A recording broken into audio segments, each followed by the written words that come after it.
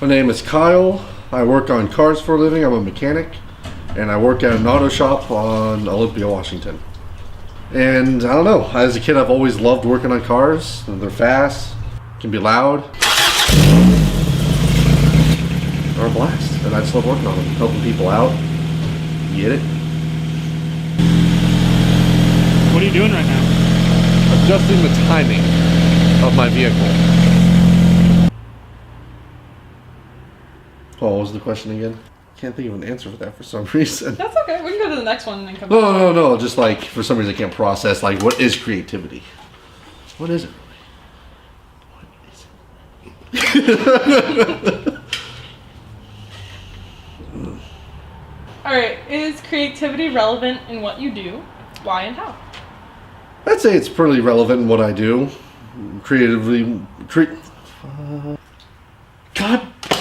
I would say creativity is relevant to what I do because I have to find unique and sometimes new ways to fix problems and also find solutions to problems that weren't seen in the first place. Like, just attacking it from a different angle, thinking outside the box. Alright, I need help with that question. Why do you think the two are associated? Do you think they are related, or is it a misconception? I believe related because people, use it to help cope with certain things. Like my dog gets hit by my car. I accidentally drove, and I cope by eating lots of McDonald's. That is not absolutely incorrect, correct? I do believe I am a creative person. I found unique solutions to problems that no one else could think of. So that's unique in itself among uniqueness. I guess, if that's how you say it, guys. We just don't answer you after you talk. We're just letting you talk. What am I doing wrong? You're doing great. What's the hardest car issue you've ever had to work on? Has there ever been something that you're just like, this is incredibly hard? Oh my god, you have no idea. One car we fixed earlier, it came back literally smoking and smells like gas out the exhaust pipe. For no reason. Absolutely no reason. Did you guys you didn't figure out why? Oh no, we don't know why yet. Could be a lot of things. I mean, basically, all cars have a computer that basically gives you a code that tells you what's wrong exactly. And that gives us a basic idea of where to look. It doesn't tell you everything you need to know, just basic guidelines like, oh, this is melting, or this isn't working. Yes. The creative process is very useful for everybody because we don't know it, but we use it every day to solve problems, basically. I have not struggled with a mental illness in the past, or as of now. Fuck it, good enough, Besides, with this, you'd be like, hey man, that sticker looks out of place. Well, bam! Sticker replaced, you don't know which one. My name is Sun. I am an artist, a visual artist, doing oil on canvas and graphite paintings. And I work in my mentor studio in Olympia, Washington. I enjoy doing it because I love to create beautiful things and things that make me feel beautiful and not just talented, but knowing that I can create something that I'm proud of, even if no one else is proud of it. When I am working on a painting or conceptualizing something that I want to work on or a new project, I have to think about where I'm going with it and the direction that I'm going. And I have to be creative with how I go about things. I mean, I haven't heard of the relationship between mental illness and creative thinking, but I know it exists. In classic painters like Van Gogh, there is a very obvious connection between struggling with yourself and the person who's working on the canvas. I think that they're associated because both artists and people with mental illness aren't taken very seriously in how they change the world. An artist doesn't change the world unless they're doing portraits of the president or they're doing murals on New York City walls. People with mental illness, if it's severe enough, they have trouble getting a job or housing or getting into positions of power in general.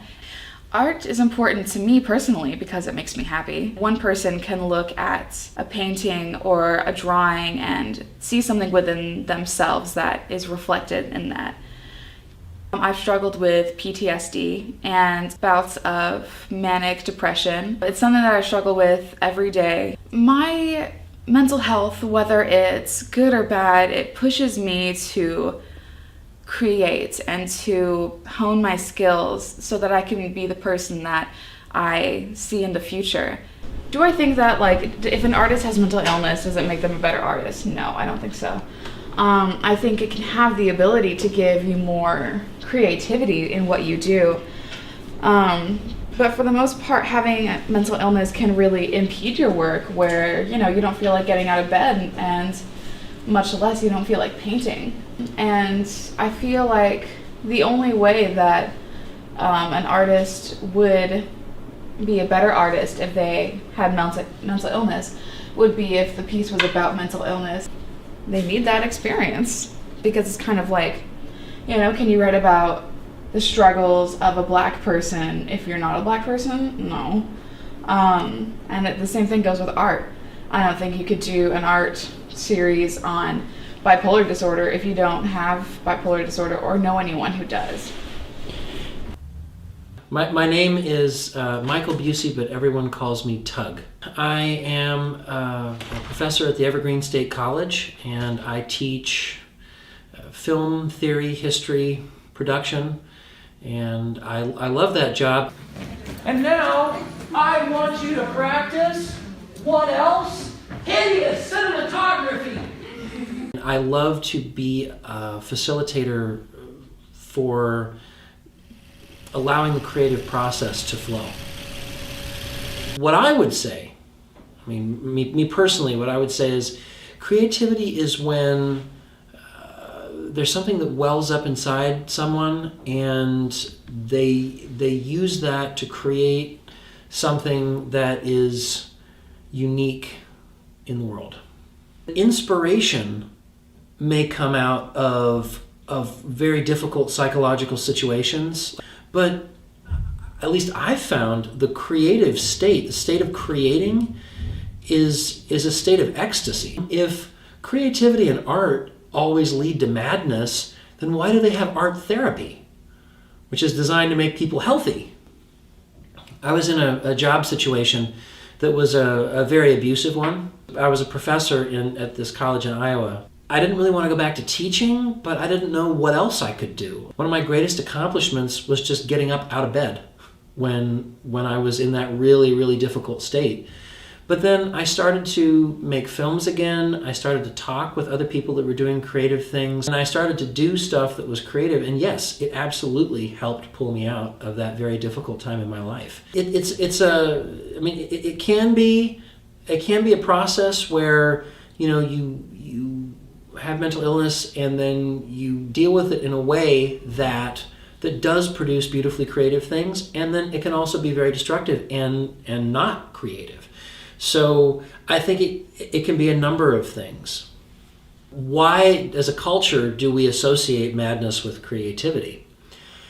Well, again, Celia and I had a very long talk about this, and she actually came up with a brilliant observation, which she often does. And she said that, you know, I would be really interested to go and talk with people in a culture that was not based on capitalism, and with one where artists were revered as a central part of the culture. For example, Pacific Northwest Native American culture. Do they associate madness with creativity? Do the artists in those cultures associate it that way? I mean, sure, there are artists that, you know, their paintings are worth a lot of money, but most of those artists are dead, and long dead. You know, it's very difficult for somebody to be really creative and to stay true to themselves and do really well financially in a capitalist society. And so maybe the problem is society. My name is Carrie Margolin, and I am a research psychologist in the area of cognitive psychology, a professor at the Evergreen State College. I certainly don't think that you need to be mad to be creative, or that creative people are always mad. There's a lot of research out there that shows a strong association with certain mental illnesses and creative works. So when we see a strong association, In statistical terms, that's a correlation. And correlations are things that researchers pay attention to, but they also have to be very aware that there's never any causal link between them. I think they're associated because of something called the availability heuristic. In cognitive psychology, we think about how people think and how they make decisions. And one of the things that guides people's decisions is they turn to what's available in their heads. You know, what comes to mind quickly and easily. The brain doesn't like missing information, so it will always try to seek to fill in information whenever possible. That's why so many people have a fear of airplane travel, because we hear headlines about plane crashes. It's available in our thoughts. And I think the fact that Hollywood portrays creative people as mad, that's where I think we make that mistake culturally. Mental illness, its effect on creativity. Well, it depends on what the particular symptoms are and what's the particular challenge to the mentally ill person.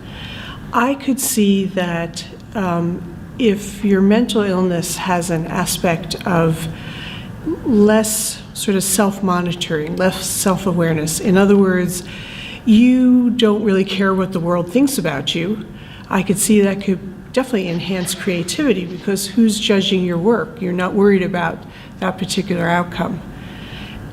If your mental illness is one that has a depressive aspect to it, so that a lack of motivation or clinical depression, that's going to dampen down everything, not just your creative output, but all of your output. So either way, you might find an effect there. Art therapy is often used to help people get out of their shells and try something new and explore and share. It's not necessarily the first treatment or the treatment of choice with various mental illnesses. It's an alternative to talking therapy, a way to have them open. It also seems to work fairly well with children.